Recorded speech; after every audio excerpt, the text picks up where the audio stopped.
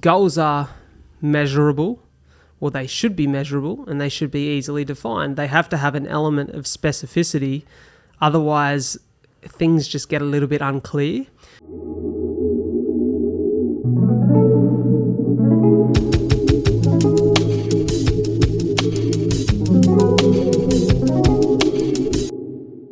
G'day. Welcome back to another episode of A Lot to Talk About. It is your boy, the captain of the ship, the man in charge, Bradley J. Dryborough, and today I'm here for a solo episode. I want to talk a little bit about the direction of my life right now, some recent reflection, and particularly the three topics of purpose, goals, and expectation.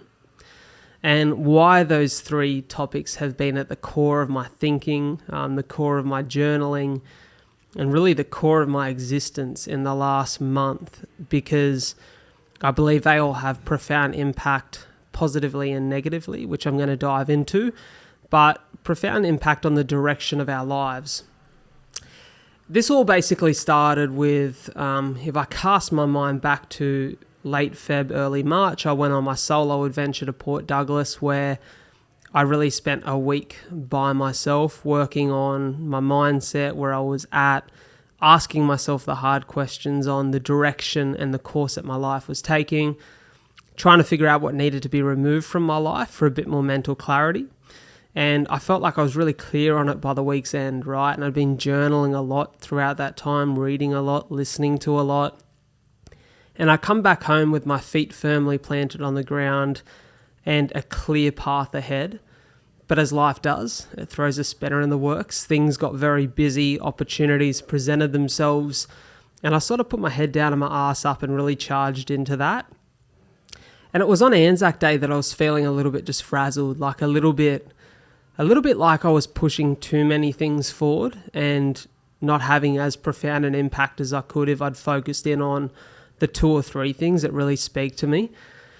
And I sat down, I thought I need to plan out and organise my life a little better. So I sat down with my journal for the first time in a couple of weeks, which is out of character for me.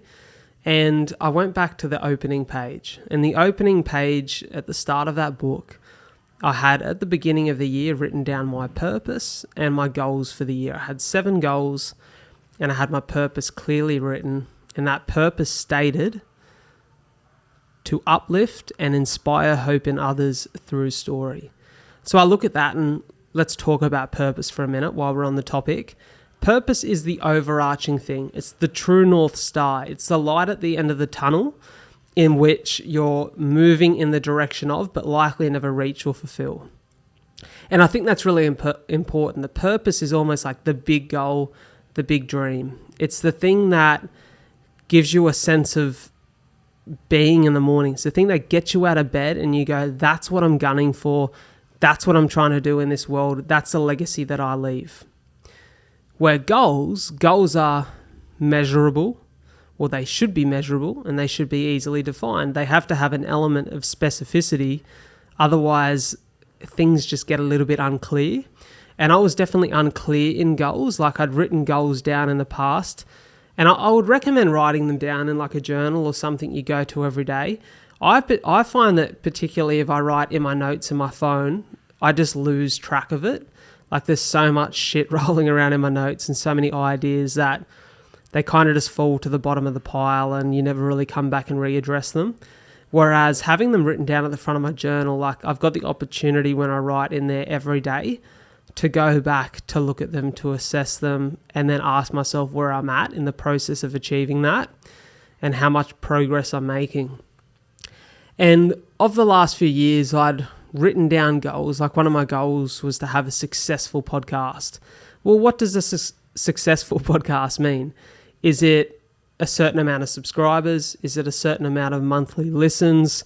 Is it reaching a certain number on the charts?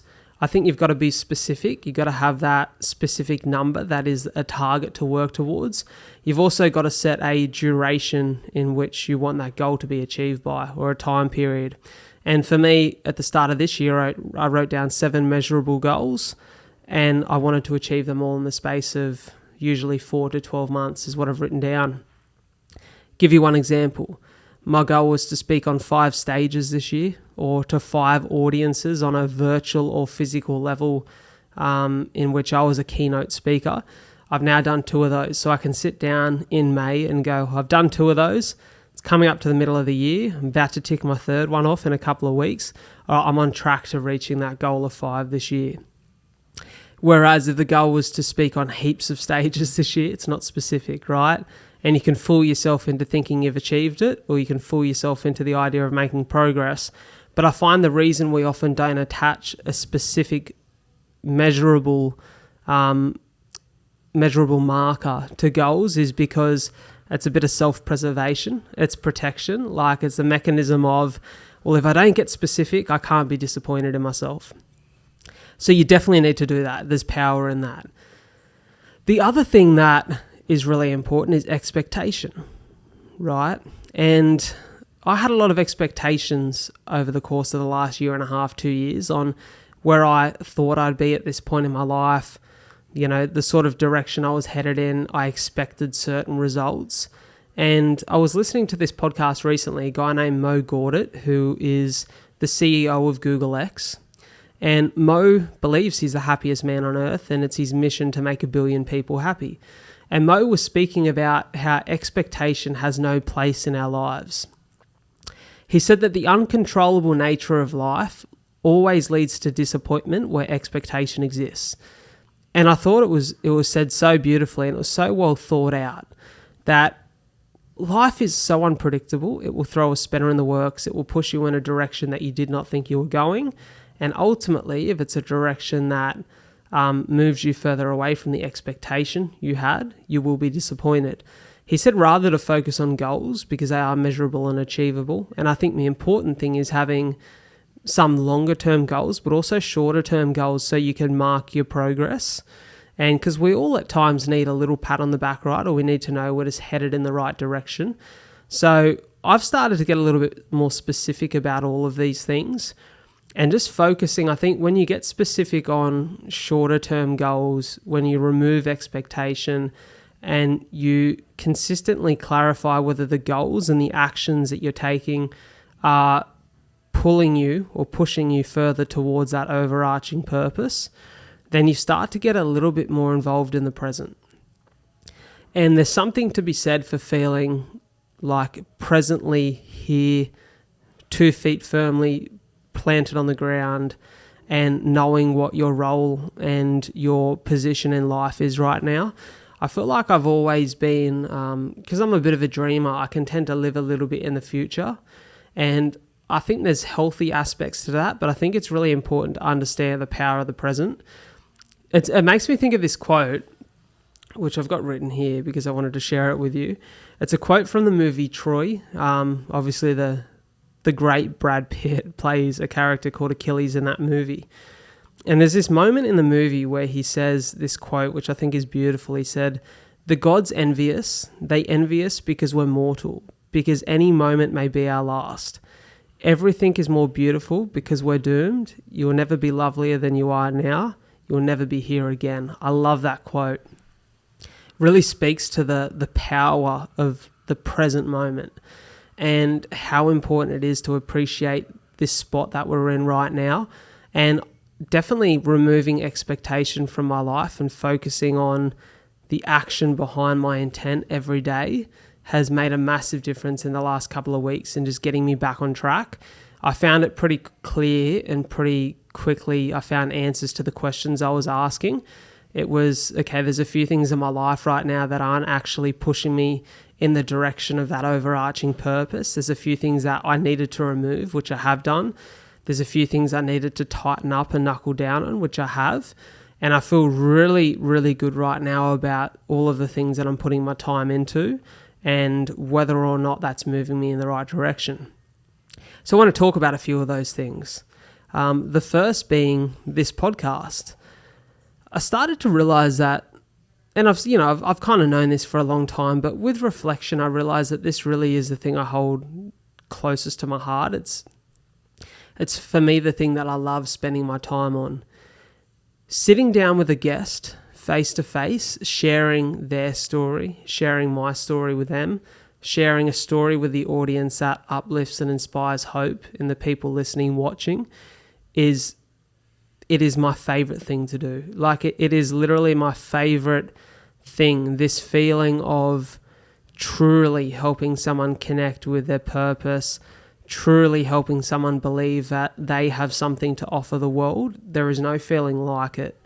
And I've been really blessed that in the last couple of months, because of the work I've been doing for 2 years now on this show, because of the work that I've been doing through my 42 for CF marathons and sharing my story with other people on their podcasts and, on the news platforms, that I've just had some really cool experiences. Some of you who follow me on social media would have seen that I met ScoMo, the Prime Minister. We had an opportunity come up where this life-saving drug had just been approved for people with CF, which I'm now on, which I'll get to in a minute. And this is a really significant moment for people in our community, a drug that before the PBS listing was $21,000 a month, Australian dollars, 21,000 Australian dollars a month, which is basically unaffordable for anyone. It's actually one girl, Jess, who's another CF Australia ambassador, who her grandfather was mortgaging his property to help her pay for this drug because it was really life or death for her. And just because of the hard work we've done with 42 for CF and me sharing my story, an opportunity come up where ScoMo wanted to meet me. And we met up in Sydney at a media day and had a really good conversation for a couple of minutes. Him and I just sat and stood and chatted about life and sort of the direction I was headed in with my stuff. We spoke about my podcast. We spoke about my charity events. And it's weird because I get to meet some pretty interesting people through this show. And I would say that ScoMo just seems like a regular bloke, right? Like, whether you love him or hate him, and I'm definitely no political expert. I know very little about politics, so I can't even comment on him from a political level. But what I can say was he's a really nice bloke who was really present in the moment and genuinely seemed to care about what I had to say. And I sit back and I think, far out, that's a leader of our country. And he wanted to meet me, and we had 10 minutes of conversation about the direction that my life's headed in. And then his team come and interviewed me at my home to share on his social media. Like that's pretty profound. Like that's an opportunity that I never really had planned to have. It just happened as a result of me doing what seems to speak to my purpose. And just more opportunities like that have popped up, and I just feel really grateful for the place that I'm in my life right now. I feel as though there's clear direction. There's a direction that I'm moving in, and it feels like the right one. And I'm just really excited about these present opportunities. So any opportunity I do get to speak on stage, to promote the work that I do for cystic fibrosis patients, to just connect with a greater community who want to be inspired and want a sense of hope in their life, just feels like really purpose-driven work. And then there's this new thing, there's Top Deck with Taku, and Top Deck is two men who are hopeless in their search for love, giving love, dating and relationship advice, right? And this, theory of coaches don't play and kind of the unqualified experts it's very comedic in tone, right? And the whole idea behind that is to have fun and to exercise a skill of my hosting ability that is very different to that of the work I do on A Lot to Talk About, where it's very deep and honest and vulnerable. And, there's this other thing with Top Deck that's very comedic, very lighthearted. And I think that's a skill that, I've heard some of the best speakers in the world say one of the most important skills you can have on stage is the ability to, early in the piece, connect with people comedically. It's kind of the thing that lightens the room, the thing that engages people, and then you can deliver them the message. And I think it's the same for me with Top Deck. Top Deck is an opportunity where I think it's a more viral style of content, where it is very lighthearted, it is very easy to watch or listen to. And I think that will help me build an audience that is then eventually ready to receive the really profound message that I want to deliver. And so all these things are now working into one, and I feel like I'm moving in the right direction. And I'm just really excited for that. And I'm looking to to connect with some amazing guests in the week to come. And I'm going down to Melbourne. I want to shoot a little bit down there and speaking to a few people who I think would be great guests for the show, and also potentially some opportunities to speak whilst I'm down there. But I'm just very excited about the direction that my life is headed in right now and the way that all of this looks. And, there's a little bit of disappointment this weekend. I would have loved to have been running 42 for CF, but the body had other ideas, injuries had other ideas. This probably leads to expectation, right? And not doing things right at the beginning of the year. But I feel like I'm in a really good place now where I understand the power of these things in my life. And I think the thing that led to the most disappointment with 42 for CF is I done a post the other day and I spoke about missing that feeling. It was a photo of me exhausted after the first marathon, sitting on the floor, my arms wrapped around my knees, just sort of like leaning over, arching over, just nothing left in the tank. And I spoke about that feeling of having nothing left, having given your all in the pursuit of something that you knew would be challenging and you knew there'd be a reward for that challenge, right? And it's like I use this concept, this theory of, climbing to the top of one mountain, reaching the apex, coming back down to earth, and then searching for the bottom of the next mountain. And I think it's really important in life to search for the bottom of the next mountain, because when there's a challenge in front of you, when there's a challenge that is steep, it's intimidating, you're looking up at it and wondering, how the hell am I going to get to the top of this? How the hell am I going to get over this challenge in front of me? Full well that if you get to the top of that, if you get through that challenge, there will be a lesson. There'll be so much growth on the other side. And I feel like at the point in my life now, I'm understanding the power of these challenges, and it really just speaks to what we spoke about before, goal setting and an overarching purpose. And so I feel like I'm in a really good place in my life right now. I don't want to go on too much about it, but things feel clear. I'm on this new drug. I've not had the best opportunity to enjoy it just yet because I was hit with the absolute super flu of doom, which just knocked me for a 6 and really feeling unfit. I feel like I've lost all of my fitness that I built over the course of 2 years. But I will no doubt build a new foundation, get it back. It's probably a great challenge for me to work through, right? And I just feel like I'm very excited about the opportunities to come on this new drug. There are some things, to get a little bit gross with you here, my mucus for 13 years has been quite coloured and unhealthy. In the space of 3 days, that completely changed. It's now completely clear, and I've been unwell, which is saying a lot. So I just feel like the opportunity is endless here. It's really an opportunity for me to enjoy my life and maximise my potential, which is an emotional feeling, right? I remember the first day I took this drug, or just the day before, I was on the phone to my sister and I got quite emotional about it because it feels like the opportunities I've been hoping to have in my life are now here. It feels like I'm limitless. It feels like there is an opportunity for me to charge head forward at absolutely anything and everything, knowing that there is less holding me back. Even something as simple as, for the first time in 2 years, I go to bed at night and I lie down and I don't think about my lungs bleeding, which is weird. For 2 years, every time I lie down at night, my lungs, as I've shared before, my lungs tend to bleed when I lie down. I always had to think about, are my lungs going to bleed tonight? To the point where I'd stack 3 pillows under my back and I'd slowly remove a pillow every couple of minutes before I felt like I was comfortable and my lungs weren't going to bleed.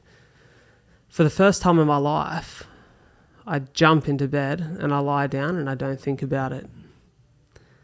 Well, not the first time in my life, the first time in 2 years, which is so profound. Like, just that peace of mind. And I think that's what Trikafta will do for me. It'll be that peace of mind that moving forward, I don't have to think about the downs as much as I get to enjoy the ups. And I'm just so excited for that.